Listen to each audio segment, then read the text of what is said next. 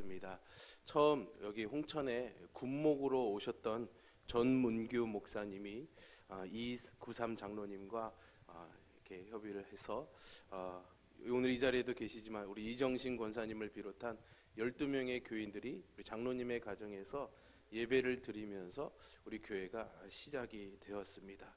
그렇게 1958년에 시작된 교회가 60년의 시간을 보내면서 11분의 저까지 이제 12번째 목사님이 교회를 귀하게 섬겨 주셨고요. 그 안에 희망리에 교회를 한번 먼저 1980년에 건축을 정말 성도들이 벽돌을 지어 나르면서 열심히 교회 건축을 했고요.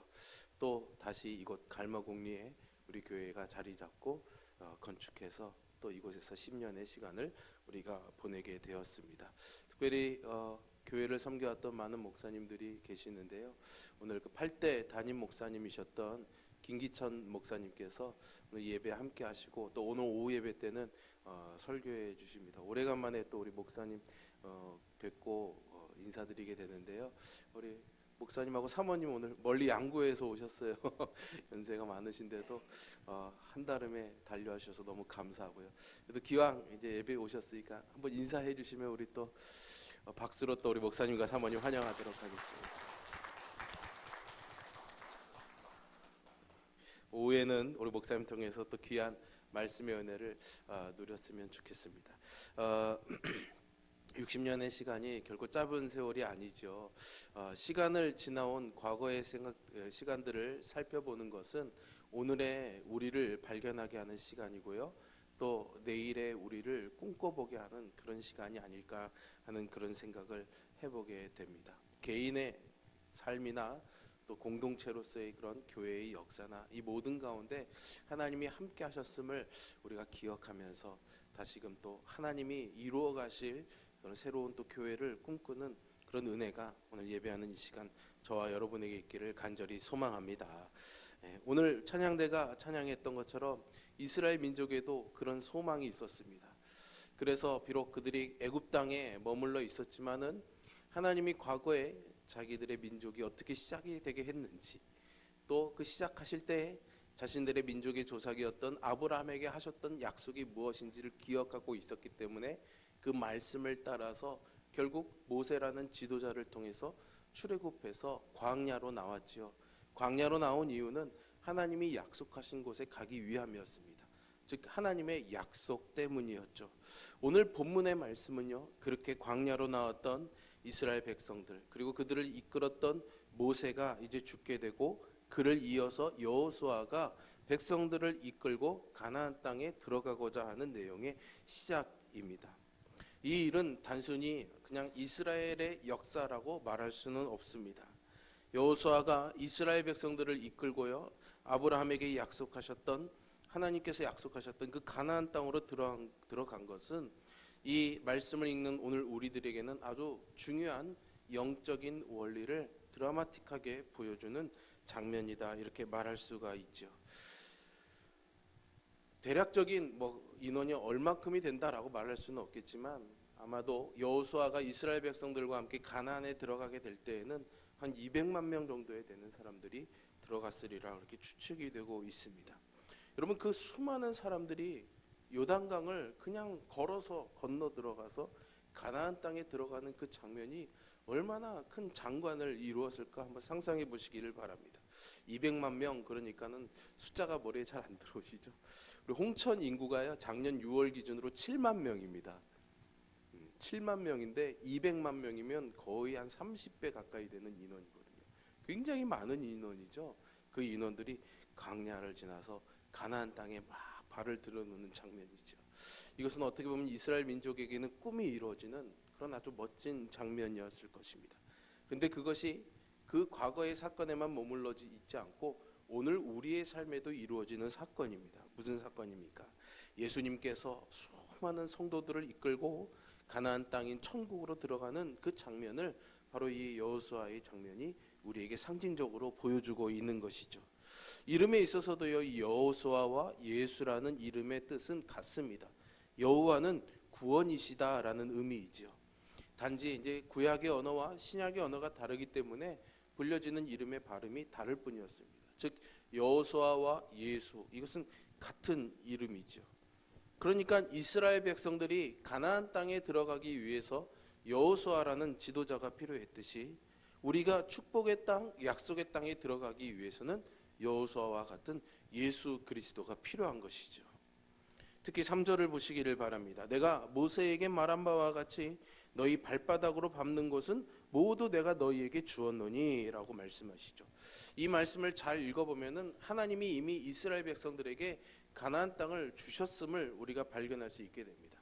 가서 어떻게 하면은 어떤 조건들을 잘 지키면은 너희들이 이 땅을 차지하게 될 거야가 아니라 이 땅은 이미 너희 거야 라고 말씀하고 계십니다. 6절에서도요 이렇게 말씀합니다. 너는 내가 그들의 조상에게 맹세하여 그들에게 주리라 한 땅을 이 백성에게 차지하게 하리라 라고 말이죠. 이 두 부분의 말씀을 정리해 보면 이렇습니다. 가나안 땅은 이미 이스라엘 백성들에게 주어진 땅이다라는 거죠. 왜 이 땅을 그들에게 주셨느냐? 다른 이유가 없습니다. 그냥 하나님께서 그들의 조상에게 주시겠다고 약속을 하셨기 때문에 주신 것입니다. 하나님의 약속이 그래서 아주 중요합니다, 여러분. 우리의 신앙의 근간은 바로 이 하나님의 약속에서 시작이 됩니다.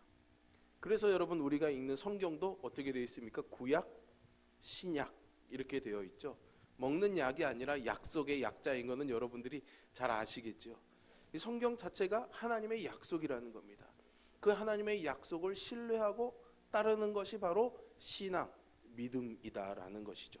우리가 믿는 것은 하나님이 어떤 일들을 우리에게 이루어 주실 것이다라는 그런 어떤 우리의 삶에 있어서 그런 멋진 일들이 아니라 하나님의 약속을 믿는 신앙이라는 것을 우리가 잘 기억해야 하겠습니다. 하나님께서 아브라함을 부르시고 자기가 잘 알지도 못하는 가나안 땅까지 그를 부르셨던 것은 하나님이 그에게 그러한 약속을 주셨기 때문이죠. 우리도 마찬가지입니다. 하나님을 잘 알지 못하던 우리들을 부르셔서 그 영광스러운 천국의 기업을 우리에게 그냥 주시겠다 약속하고 계시는 거죠. 이스라엘이 오늘 하나님과 아브라함의 언약 때문에 가나안 땅을 차지하게 되었듯이 우리도 똑같습니다. 아브라함에게 내 씨를 통해서 천하 만국이 복을 받으리라 라는 이 약속의 근거에서 우리가 구원을 받는 거지요. 그래서 우리는 아브라함의 자손, 즉 예수 그리스도께서 십자가에서 이뤄놓으신 그 구원을 믿는 믿음으로 구원을 받게 됩니다. 이 기본적인 진리를 우리의 신앙생활에서 확실하게 붙들지 않으면은 우리의 구원이 감정이나 그런 신앙의 상태에 따라서 이리저리 흔들릴 수밖에 없는 것이죠. 우리가 예수님을 통해서 하나님의 모든 축복과 은사를 받고요, 영원히 복된 그 천국을 믿음으로 이미 받았다는 이 진리를 오늘 더욱 확실히 알고 분명하게 믿는 그런 믿음을 다지는 귀한 은혜의 시간이 될 수 있기를, 이 여호수아의 모습을 통해서 우리가 발견되기를 주님의 이름으로 축원합니다. 교회를 세우신 목적도 마찬가지입니다. 하나님께서 우리 교회를 세우신 이유는 너희들끼리 여기 모여서 행복하고 즐겁게 살아라가 아니라 하나님의 뜻, 하나님께서 이 세상 모든 천하 만민에게 복을 주시고자 했던 이 아브라함에게 하셨던 그 약속을 이루시기 위해서 이 땅에 교회를 세우신 것이죠. 그리고 교회가 감당해야 될 일들도 그런 것입니다. 여호수아를 통해서 이스라엘 백성들을 약속의 땅으로 인도하셨듯이 예수 그리스도를 통해서 오늘 천하 만국의 모든 사람들이 구원의 복을 받도록 인도하셨듯이 하나님이 오늘 우리 교회에게 주시는 사명도 그와 같은 사명이다라고 말할 수 있죠. 천하 만민이 복을 얻는 것, 그리고 구원의 길을 열고 그 구원의 길로 사람들을 불러 모으는 것, 그것이 오늘 60주년을 맞이하는 우리 교회가 감당해야 될 사명이요 소망이 되어야 되겠습니다. 이 여호수아의 말씀이 우리에게 주시는 은혜는 가나안 땅을 정복하는 모든 과정들이 사실은 이 구원받은 성도들의 영적인 삶의 모본이 된다라는 것이죠. 어떤 샘플, 어떤 대표적인 모양이 된다라는 겁니다. 성경에서 여호수아가 차지하는 위치는 아주 특별합니다. 여호수아의 정복 전쟁은 예수님께서 우리를 위해서 해주시는 그런 전쟁, 구원을 상징합니다. 즉 여호수아가 예수님을 상징하면서도 또한 여호수아 자신은 우리와 똑같이 또 구원을 받아야 될 인간이라는 면이라는 거죠. 그러니까 우리에게 예수 그리스도의 모습을 보여주는 동시에 또한 이 땅에서 살아가는 우리의 모습을 여호수아가 대변해주고 있다. 우리는 이런 면에서 오늘 본문을 조금 이해해야 될 것 같습니다. 그래야 여호수아에게 주신 말씀이 또한 우리에게 적용이 될 수가 있는 것이죠. 인간 여호수아에게 하신 말씀의 교훈이 오늘 우리에게 주시는 하나님의 말씀의 교훈이 되는 것이죠. 우리는 세상 일을 세상 사람들과 같이 감당해야지 됩니다. 사실은 성도라고 해서 면제받는 것이 없지요. 똑같이 세상 사람들처럼 열심히 일해야 벌어먹을 수가 있고 열심히 살아가야 삶의 어떤 성취감을 누릴 수가 있습니다. 예수님을 믿는다는 이유로 거기서 제외될 수가 없는 것이죠. 그런데 거기에다가 더해서 우리가 예배도 드리고 신앙도 키워가고 하나님의 뜻을 행하며 살아가는 그런 것들이 추가가 되는 것입니다. 그러니까 우리는 세상 속에 살아가면서 세상 일과 하나님의 일을 감당해야 되는 두 가지 사명을 가지고 태어나게 된 것이죠. 그런 삶에서 사실은 어쩌면 우리는 세상에서 잘되고 성공하는 일에 우리의 관심을 가지고 살아갈지도 모르겠습니다. 그러나 하나님의 관심은요, 그런 우리에게 주어진 그런 세상 일들을 통해서 하나님의 일들을 해나가는 것입니다. 이 둘 사이의 균형을 잘 유지할 때에 우리의 영과 육의 삶이 안정적이고 평탄하게 되는 것이죠. 오늘 본문에서는 그 방법을 어떻게 가르쳐 주시는지 그것을 잘 배우고 또 우리가 그렇게 살아가야 되겠습니다. 먼저 가나안 땅에 들어가서 그것을 차지하기 위해서는 반드시 예수님과 동행해야 합니다. 여호수아가 가나안 정복 전쟁을 이끌었지만 사실 그것은 여호수아가 한 것이 아닙니다. 가나안 정복 전쟁은 전적으로 하나님의 작품인 것이죠. 여호수아서를 읽어보면은 가나안에 있는 여러 이방 민족들을 정복해 나갈 때 모든 이 전쟁의 계획들은 하나님에게서 나오게 됩니다. 그리고 실제로 그 전쟁의 배후에 누가 있었는지 여호수아서 5장을 보면 분명히 알 수 있는 그런 대목이 나옵니다. 여호수아가 여리고를 향해서 나아갈 때 갑자기 눈에 한 사람이 칼을 들고 나타나게 됩니다. 칼을 들고 있으니 얼마나 무섭겠어요. 그래서 여호수아가 그 사람에게 묻습니다. 당신은 우리 편입니까? 아니면 적군입니까? 그러니까 이 사람이 아니라 나는 여호와의 군대의 대장으로 지금 여기 와 있다. 여호와의 대장으로 와 있다. 하나님의 대신으로 여기 와 있다. 이렇게 말하는 거죠. 그러니까 여호수아가 땅에 엎드리고 절을 합니다. 그러면서 주여 이 종에게 무슨 말씀을 하려고 하십니까? 라고 묻죠. 그러자 이 여호와의 군대 대장이 여호수아에게 내 발에서 신을 벗으라. 내가 선 곳은 거룩한 곳이다. 라고 말하죠. 내 발에서 신을 벗으라. 내가 선 곳은 거룩하니라. 여러분 이 말씀은 사실은 여호수아에게 오신 하나님의 말씀이죠. 이 말씀은 사실은 이전에 먼저 모세가 들었었습니다. 호렙산에서 불타는 떨기나무에서 하나님께서 모세를 부르실 때 하신 말이죠. 즉 하나님의 임재가 모세 앞에 왔으니 이곳이 거룩한 곳이니까 너의 신발에 묻은 세상의 여러 먼지와 여러 가지 것들, 세상의 것들이 묻어있는 그 신발을 벗고 거룩한 자리에 서라라는 하나님의 부르심이었던 것이죠. 근데 그 부르심이 오늘 여호수아에게 동일하게 온 것입니다. 그러니까 여호수아 앞에 서 있는 여호와의 군대 대장은 하나님 못한 어떤 사자가 아니라 하나님이 직접 오신 것입니다. 그러니까 이곳이 거룩한 곳이 되는 거죠. 하나님의 임재가 있는 그곳이 거룩한 곳이 되어버린 것입니다. 누가 오신 것입니까? 성육신 하기 전에 일하시던 성자 하나님, 곧 예수님께서 오신 것입니다. 그러니까 가나안 정복 전쟁의 주관자는 바로 예수님이셨던 것이죠. 그러니까 우리 구원의 주권자가 예수님이신 것과 하나가 되는 겁니다. 여호수아서가 계속해서 강조하고 있는 것은 여호와께서 이스라엘을 위해서 싸우셨다는 말입니다. 우리가 신앙의 삶을 승리하기 위한 답이 여기에서 나오는 거죠. 바로 예수님과 함께 하는 것입니다. 그리고 예수님의 말씀대로 가는 것이죠. 5절에 보면 여호수아에게 엄청난 권세를 주십니다. 내 평생에 너를 능히 대적할 자가 없으리니. 여러분 이 약속이 얼마나 우리에게 힘이 되는 능력이고 약속입니까? 나를 대적할 사람이 없다는 거예요. 우리는 사실은 내가 어디 나가서 변변치 않고 내가 어디 가서 실패할 것에 대한 두려움을 항상 가지고 살아가지 않습니까? 그런데 나를 대적할 사람이 없다라는 겁니다. 특별히 가나안 정복 전쟁을 향해서 자기보다 더 강한 존재들과 강한 상대들과 싸워야 되는 이 여호수아에게 주신 이 하나님의 말씀이 그에게 얼마나 큰 힘이 되었겠습니까? 그런데 이런 엄청난 약속이 가능한 이유는 무엇일까요? 바로 하나님이 여호수아와 함께 하셨고 이스라엘 백성과 함께 하시기 때문입니다. 마찬가지로 그 하나님은 오늘 여러분들과 함께 하시고 우리 교회 공동체와 함께 하실 줄로 믿습니다. 사실 하나님이 함께 하시는 것, 이것이 우리의 삶의 성패를 가르는 가장 중대한 요건이 되는 것이죠. 교회가 성장하고 부흥하는 일의 가장 중요한 요건도 하나님이 함께 하심에 있는 것입니다. 하나님이 함께 하시기 때문에 강하고 담대할 수가 있는 것이지, 우리가 무슨 센 힘이 있다고 이 두려운 세상에서 강하고 담대할 수가 있겠습니까? 그냥 조그만 문제만 생겨도, 조그만 예상하지 못한 일들이 일어나도 금방 가슴이 덜컥 내려앉는 그런 새 가슴을 우리가 다 가지고 있지 않습니까? 하나님이 우리와 함께 하시기에 어떤 역경이나 사탄의 시험이 온다고 해도 우리를 넘어뜨릴 수 없습니다. 여호수아뿐만 아니라 우리에게도 예수님이 이와 같은 동일한 약속을 주시지 않았어요.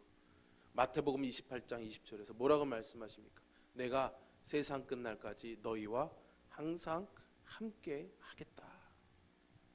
함께 하겠다. 약속하시죠. 그러니까 우리가 힘써 추구해야 될 것이 무엇이겠습니까? 주님이 함께 하시는 삶입니다. 그것은 막연하고 모호한 것이 아닙니다. 분명하고 구체적인 것입니다. 우리의 삶에서 이루어질 수 있는 일이다라는 거죠. 우리의 삶에 하나님의 다스리심이 제대로 이루어지는 것, 그것이 주님과 동행하는 삶입니다, 여러분. 그렇다면 하나님이 우리의 삶을 다스리도록 산다는 것이 구체적으로는 어떻게 사는 것일까? 7절과 8절에서 아주 명료하게 말씀해 주십니다. 모세가 명령한 그 율법을 다 지켜 행하라고 하시죠. 그리고 이 율법책을 내 입에서 떠나지 말게 하며 주야로 그것을 묵상해서 그 안에 기록된 대로 다 지켜 행하라고 말씀하십니다. 하나님이 일러주신 말씀 그대로 살아가는 것이 바로 하나님의 다스림을 받으며 그분과 동행하는 삶이라는 것을 우리가 발견할 수 있게 되는 것이죠. 로마에 가면은 어떻게 하라고요? 로마의 법을 따르라고 그러죠. 그렇습니다. 그 나라의 법을 따르는 것이 그 나라를 다스리는 통치자의 통치를 받는다는 의미겠지요. 마찬가지로 우리의 삶이 하나님의 다스림을 받기를 원한다면 하나님의 법, 즉 하나님의 말씀을 통해 하나님이 우리의 삶에 계획하고 계시는 그 하나님의 뜻들을 우리가 알고 또 거기에 순종해가는 삶을 살아가야 되는 것이죠. 그 하나님의 마음, 하나님의 법을 아는 것이 바로 이 말씀에 담겨져 있다는 것입니다. 우리가 이 말씀을 읽고 말씀을 통해서 하나님의 뜻을 아는 것은 우리에게 사실 귀하고 놀라운 복이며 은혜입니다, 여러분. 우리가 지금 여러분 한글로 된 이 성경을 읽고 있잖아요, 그죠? 예. 세상에 이 지구상에 있는 언어가요 약 6,880개 정도 된다고 합니다. 굉장히 많죠, 여러분. 어떻게 그런 많은 언어가 있는지 모르겠습니다. 그런데 그 6천여 개가 되는 언어 중에 성경을 번역한, 그러니까 성경으로 번역된 언어가 있는 그 언어들은 약간 3천여 개밖에 안 된다고 합니다. 그러니까 절반밖에 안 되는 거예요.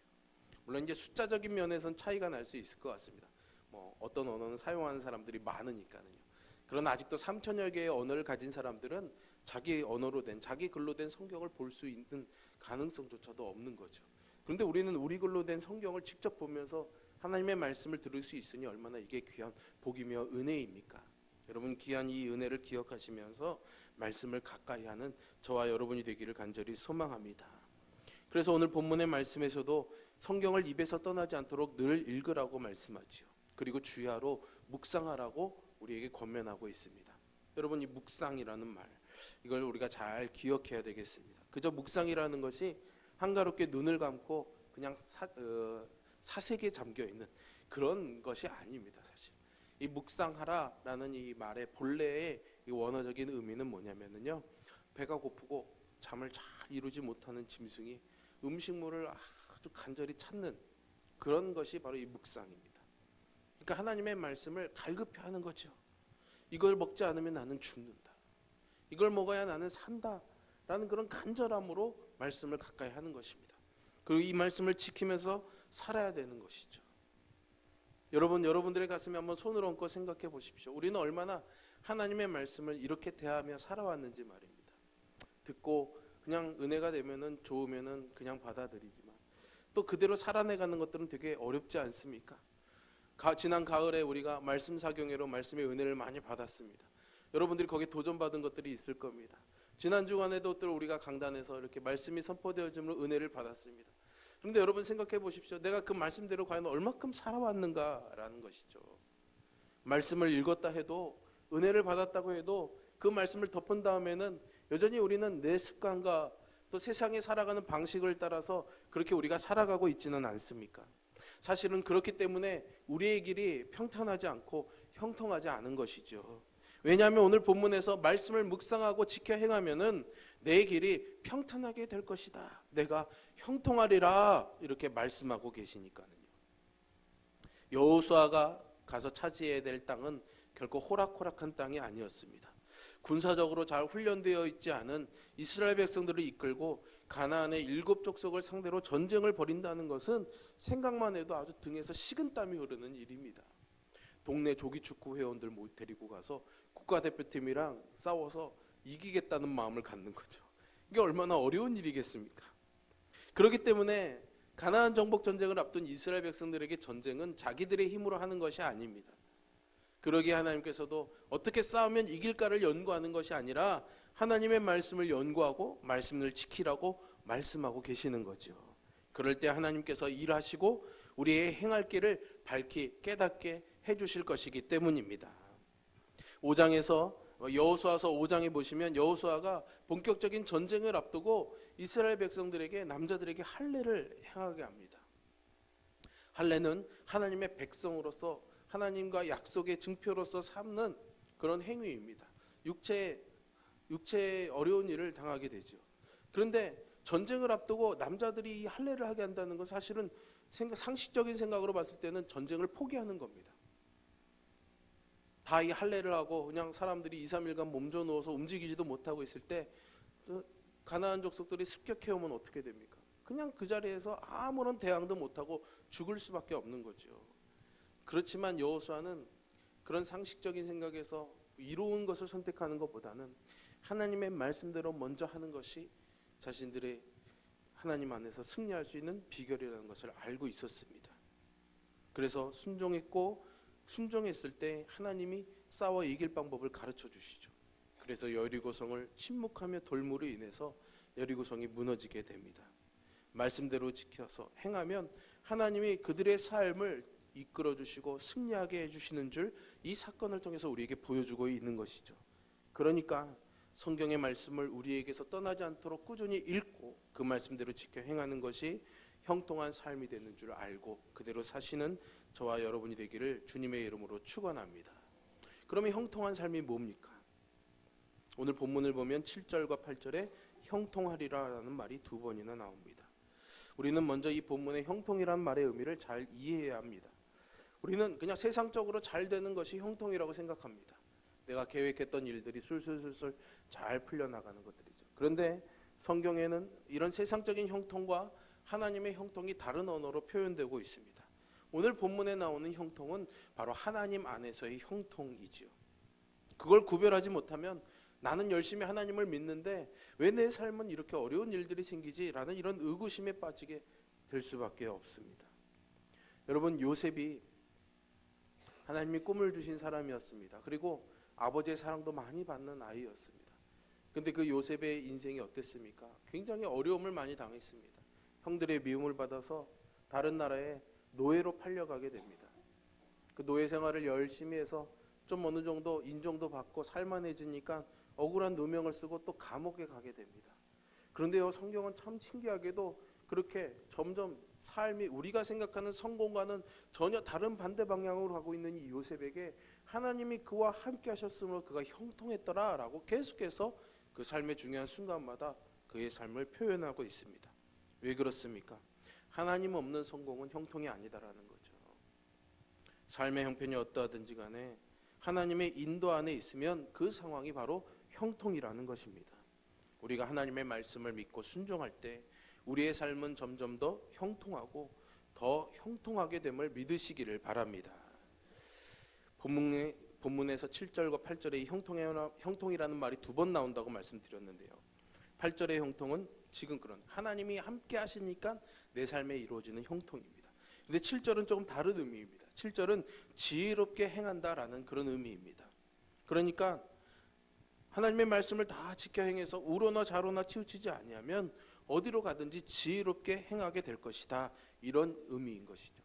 말씀을 늘 읽고 지키다 보면 세상을 읽을 줄 아는 안목이 생기고 상황에 대처할 지혜가 생기고 옳고 그른 것을 분별할 수 있는 지혜를 하나님이 주신다라는 것이죠.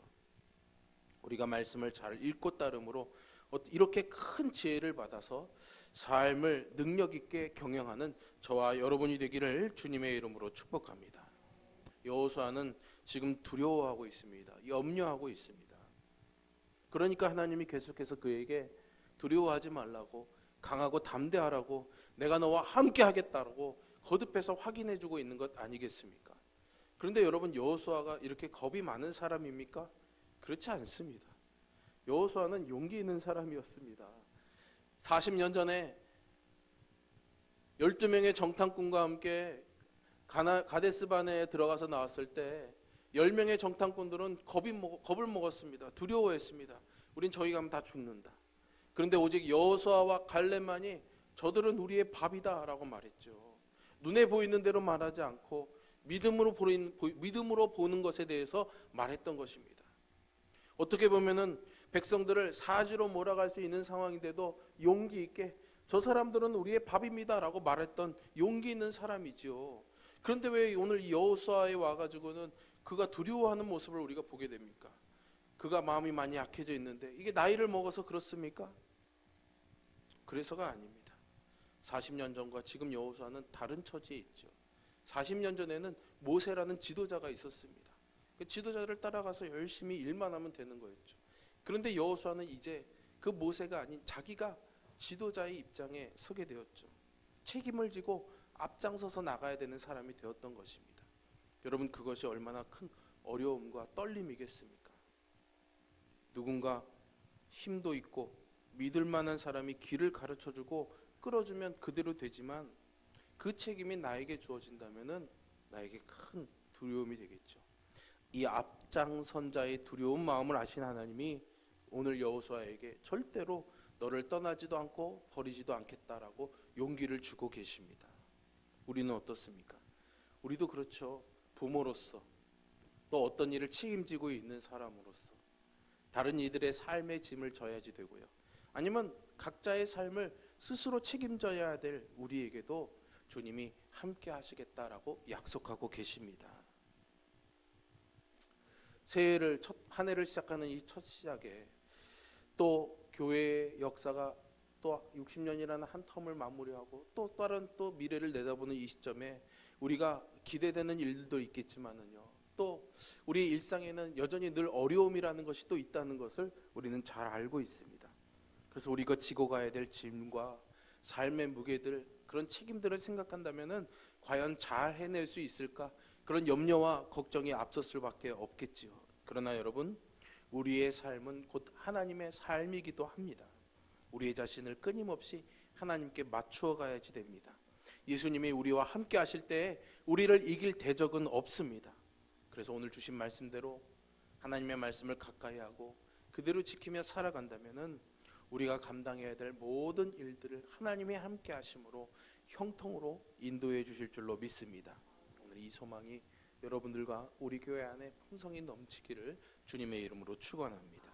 함께 기도하겠습니다.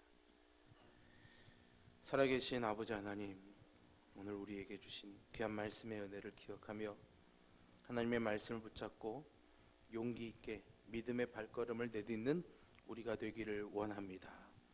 두렵고 떨림이 있지만은 내가 너와 함께 하겠다라는 이 하나님의 약속을 붙잡고 고향을 떠났던 아브라함의 마음으로 애굽 왕을 찾아 나서 백성들을 구하고자 했던 그 모세의 마음을, 또 오늘 가나안 땅에 들어가고자 하는 이 여호수아의 마음이 오늘 우리에게도 심어지기를 원합니다.